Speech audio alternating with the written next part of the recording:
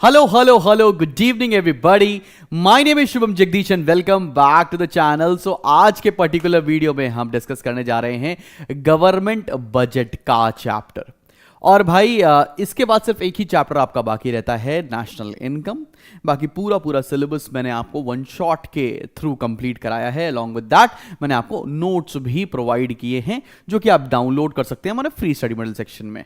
आप सभी को पता है कि हमारा एक फ्लैगशिप प्रोग्राम कंटिन्यूड है जिसका नाम है परसेंटेज बूस्टर। उसमें सिर्फ और सिर्फ 12 सीट्स आर लेफ्ट। तो अगर लगता है एनरोल करना चाहिए तो आप एनरोल कर सकते हैं, फटाफट से जाकर लिंक डिस्क्रिप्शन में मिल जाएगा। साथ ही अब हम लोग अवेलेबल है iOS के ऊपर भी, तो आप सर्च कर सकते हैं obsession and entrance hub both on Android and on Apple iOS app store के ऊपर भी, तो आपको हमारा एप्लीकेशन मिल जाएगा वहां से। तो चलो भाई बिना किसी टाइम वेस्ट के जल्दी से शुरू करते हैं आज का चैप्टर जिसका नाम है मेरी जान गवर्नमेंट बजट। अब गवर्नमेंट बजट किस चिड़िया का नाम है, आओ जरा ये देखा जाता है। भाई गवर्नमेंट ना अपनी एस्टिमेटेड रिसीट्स और प्रपोज्ड एक्सपेंडिचर का ना एक पूरा स्टेटमेंट क्रिएट करता है, स्टेटमेंट पूरा बनाता है। उस चीज को हम लोग बोलते हैं गवर्नमेंट बजट। कैसा है? An annual financial statement describing in detail the estimated receipts, मतलब कहां से पैसे आएंगे उसके बारे में जिक्र करना, एंड प्रपोज्ड एक्सपेंडिचर, ये इनके दो कीवर्ड्स हैं, और कहां सरकार उसको खर्च करने वाली है, and disbursement of the government under various heads for the financial year. जो भी एक फाइनेंशियल ईयर होता है ना, अप्रैल से लेकर मार्च तक, उस फाइनेंशियल ईयर में सरकार के पास कहां से पैसे आएंगे, सरकार कहां पे पैसा खर्च करेगी, उसका एक सिस्टमैटिक रिकॉर्ड बनाना गवर्नमेंट बजट कहलाता है। ठीक है, सब बच्चों को बात समझ में आ गई। Need of and importance government budget के सिलेबस में नहीं है, स्किप कर सकते हैं। अब दो तरह का गवर्नमेंट बजट है जो हमें पढ़ना है। एक बजट होता है यूनियन बजट जो सेंट्रल गवर्नमेंट बनाती है पूरे देश के लिए, और दूसरा होता है स्टेट बजट जो हर स्टेट अपनी रिस्पेक्टिव स्टेट के लिए बनाती है। तो यूनियन बजट क्या है? Is the budget prepared by the central government for the country as a whole, पूरी कंट्री के लिए। और वेर स्टेट या यूनियन टेरिटरी बजट क्या होता है? Prepared by the state government such as Delhi government और यूपी गवर्नमेंट और महाराष्ट्र गवर्नमेंट। ठीक है, वो स्पेसिफिक स्टेट के लिए लागू होता है। देन आगे परफॉर्मेंस बजट और सप्लीमेंट्री बजट भी सिलेबस में नहीं है, आगे बढ़ सकते हैं। अब इस बजट को अगर हम क्लासिफाई करें तो दो तरह की चीजें निकल कर आती हैं। एक होता है बेटा जी रेवेन्यू बजट और दूसरा होता है कैपिटल बजट। ये बहुत इंपॉर्टेंट टॉपिक होने जा रहे हैं। अब ये रेवेन्यू बजट में दो तरह की चीज आती हैं, एक आती है रेवेन्यू रिसीट्स और दूसरा आता है रेवेन्यू एक्सपेंडिचर। जब भी टर्म रेवेन्यू आ जाएगा तो समझ लेना ये रेकरिंग इन नेचर होते हैं, मतलब रोज ये ट्रांजैक्शन रिपीट किए जाते हैं। लेकिन समझना क्या है, revenue budget shows revenue receipts of the government and the expenditure met from these revenue receipts. और दो क्लासिफिकेशन है, रेवेन्यू रिसीट्स और रेवेन्यू एक्सपेंडिचर। इसके बारे में हम डिटेल में आएंगे, लेकिन साथ साथ कैपिटल बजट भी जानते हैं। कैपिटल बजट के अंदर दो चीजें आती हैं, कैपिटल रिसीट और कैपिटल एक्सपेंडिचर। कैपिटल में चेंज ऑफ असेट होता है, रेवेन्यू में नहीं होता है। इसी बात को हम आगे चलकर डिटेल में पढ़ रहे हैं। पहला टॉपिक पढ़ने जा रहे हैं components of revenue, government revenue. अब देखो रेवेन्यू रिसीट्स क्या क्या होती हैं, ठीक है ना।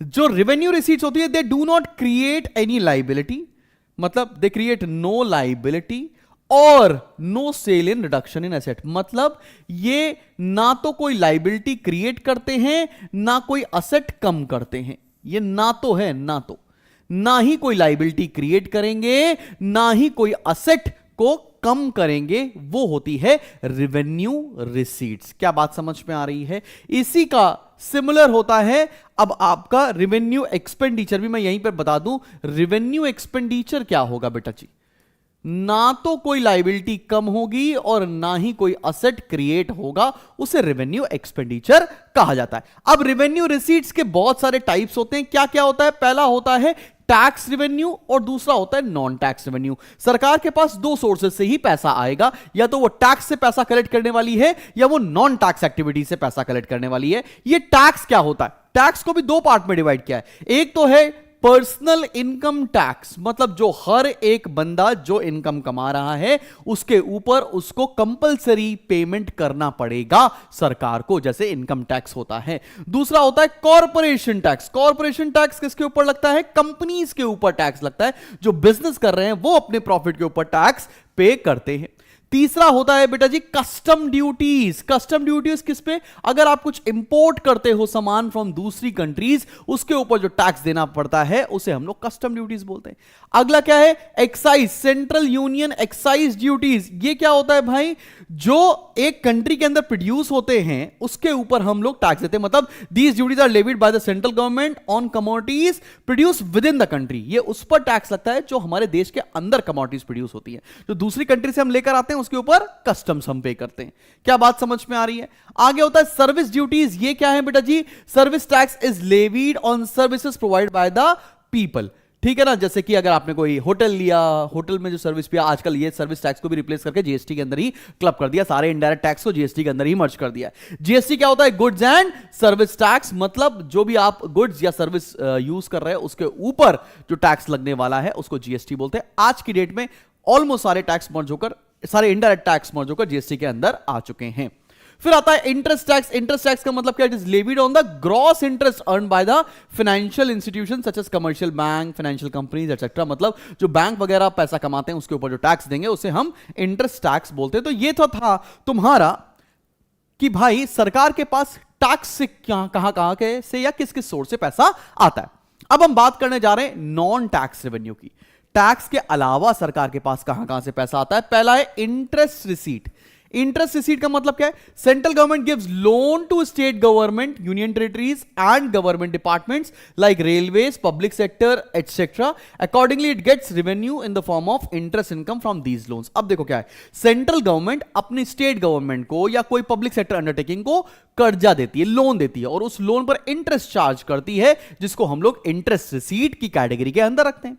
दूसरा है डिविडेंड एंड प्रॉफिट। अब बहुत सारी सरकार की संस्थाएं हैं, सरकार के डिपार्टमेंट्स हैं, जैसे ऑयल इंडिया कॉर्पोरेशन, भेल हो गया, सेल हो गया। तो ये जो संस्थाएं हैं सरकार की, ये जो प्रॉफिट कमाती हैं वो प्रॉफिट के अंदर आ जाएगा, और इस पर जो डिविडेंड मिलता है अगर हमने इन पर्टिकुलर शेयर्स के अंदर इन्वेस्ट कर रखा है तो वो भी सरकार की इनकम होती है। जैसे एलआईसी से जो पैसा कमाती है वो सरकार की इनकम है।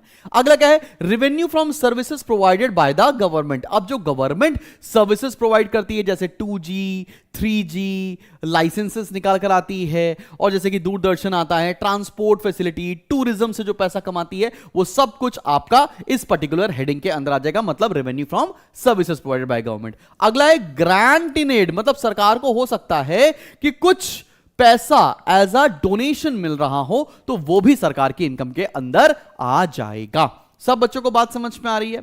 अब आते हैं हम लोग मेरी जान कैपिटल रिसीट्स के ऊपर। कैपिटल रिसीट्स क्या होती है? वो रिसीट्स जिनसे या तो लायबिलिटी बढ़े या तो असेट कम हो जाए, ये वो रिसीट होती है। मतलब या तो हम लोन के थ्रू पैसा लेकर आ रहे होंगे या हम कोई असेट बेच के पैसा ला रहे होंगे, वहां से जो पैसा आएगा उसे हम कैपिटल रिसीट की कैटेगरी के अंदर रखते हैं। जैसे सबसे पहला क्या है? Recovery of loans and advances. हमने किसी को लोन दिया था, सरकार ने किसी को लोन दिया था, दूसरी कंट्री को लोन दिया था, वो लोन वापस ले लेना, ये क्या हो जाएगा? कैपिटल रिसीट्स, बिकॉज से असेट कम हो जाएंगे। अगला क्या है? Market loan. आपने मार्केट से लोन ले लिया, बैंक से लोन ले लिया, लोन लिया है, लायबिलिटी बढ़ेगी, कैपिटल रिसीट्स कहलाएगी। अगला क्या है? Special deposits. मतलब हमने these relate to investment with the government by non government provident funds, gratuity funds, funds of LIC. मतलब लोगों ने जो पेंशन फंड के अंदर पैसा डाल रखा है, स्मॉल स्मॉल डिपॉजिट्स के अंदर पैसा डाल रखा है, सरकार को दिया हुआ है पैसा, वो क्या हो जाएगा? वो इनके लिए कैपिटल रिसीट्स बनेगा, बिकॉज से लायबिलिटी इंक्रीज होगी, और ये आता है स्पेशल डिपॉजिट्स की कैटेगरी के अंदर। फिर देन स्मॉल सेविंग्स, मतलब किसान विकास पत्र में इन्वेस्ट कर दिया, गवर्नमेंट की बहुत सारी इन्वेस्टमेंट स्कीम्स आती हैं छोटी छोटी, उस पे पैसा डाल रखा है, तो वो स्मॉल सेविंग्स के अंदर भी आ जाएगी, और ये भी सरकार के लिए एक तरह की लायबिलिटी बनती है। सब बच्चों को बात समझ में आ रही है? अगला क्या है? Provident fund. मतलब सरकारी एम्प्लॉय की जो सैलरी से पैसा कटता है और एक स्पेसिफिक अकाउंट में जमा होता है, प्राइवेट एम्प्लॉयज के भी कटता है।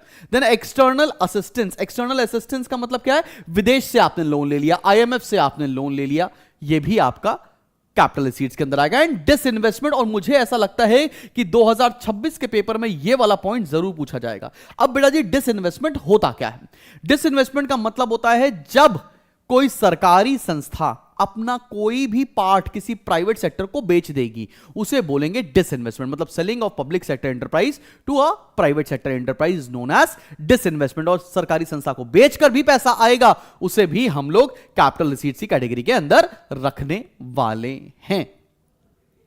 अब हम बात करते हैं एक्सपेंडिचर की। अभी तो हमने रेवेन्यू रिसीट्स के बारे में बात कर लिया, अब हम बात कैपिटल रिसीट्स के बारे में बात कर लिया, अब हम बात करने जा रहे हैं एक्सपेंडिचर के ऊपर। तो जाओ देखते हैं भैया, सबसे पहले कैपिटल एक्सपेंडिचर क्या होता है और रेवेन्यू एक्सपेंडिचर क्या होता है। मैंने अभी आपको बताया, all those expenditure which do not create any physical और फाइनेंशियल एसेट्स और do not reduce any liability is known as revenue expenditure.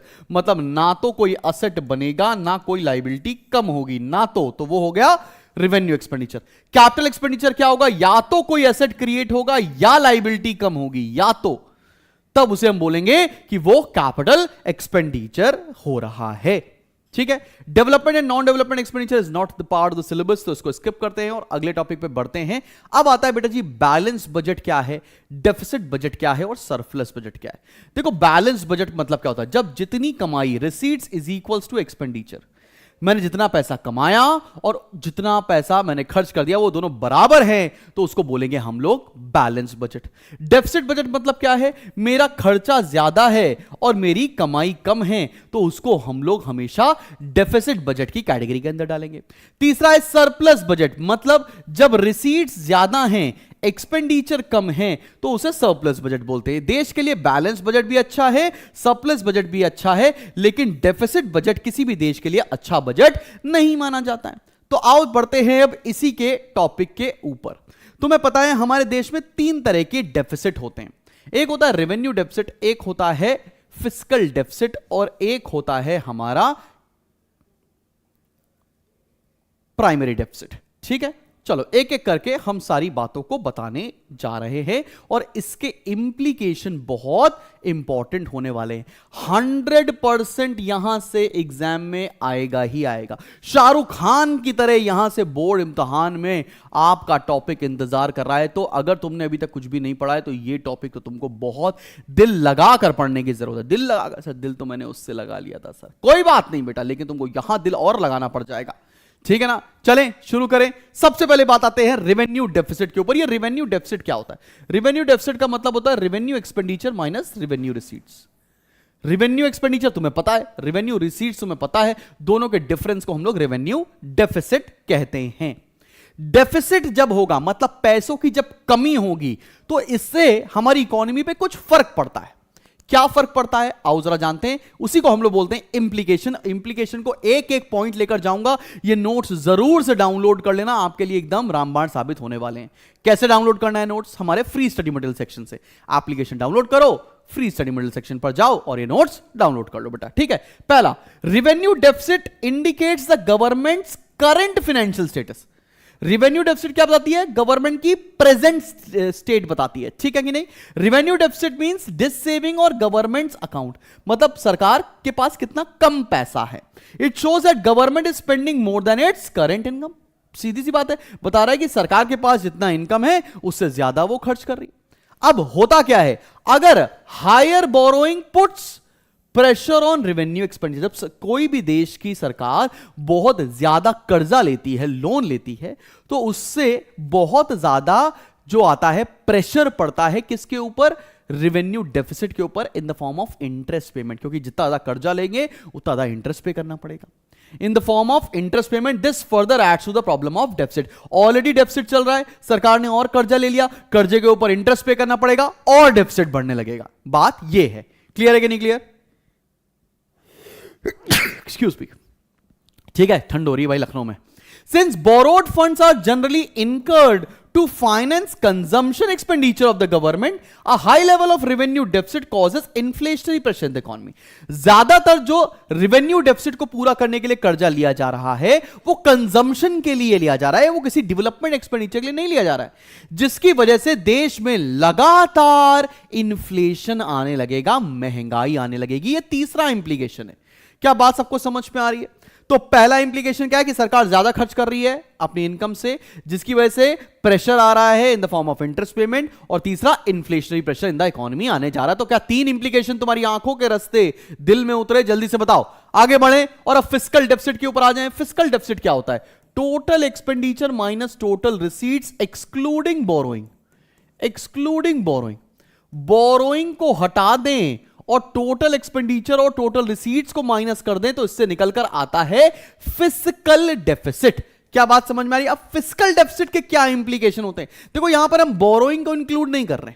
जब हम कभी बोरोइंग को इंक्लूड नहीं करेंगे तो हमको ये समझ में आ जाएगा कि हमारे इसके ऊपर इंटरेस्ट पेमेंट का बर्डन नहीं होने वाला है, लेकिन तब भी हमारे देश के ऊपर फिस्कल डेफिसिट की क्या इंप्लीकेशन है, एक एक करके हम बात बताने जा रहे हैं। आओ देखो, fiscal deficit is the key indicator of budgetary deficit in India. It is comprehensive measure of fiscal imbalance in the economy.